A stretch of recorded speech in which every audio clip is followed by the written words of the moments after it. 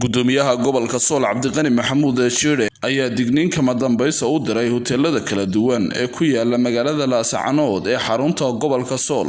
Warqadan oo ka soo baxday xafiiska gudoomiyaha gobolka Sool ayaa u dhignayd sidan ku socoto dhammaan hoteelada magaalada Laascaanood og taliyaha qaybta booliska ee gobolka Sool.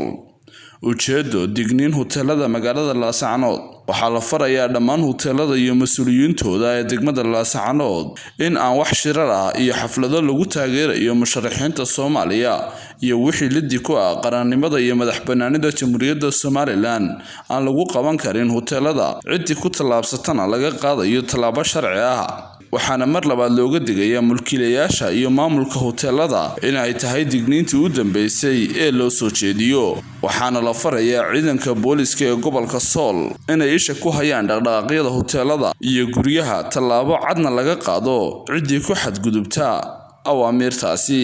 warqadaasi ayaa waxaa ku saxeexnaa gudoomiyaha gobolka Sool Cabdiqani Maxamuud Shiire, Liibaan Qaran, warbaahinta qaranka Somaliland, Laascaanood.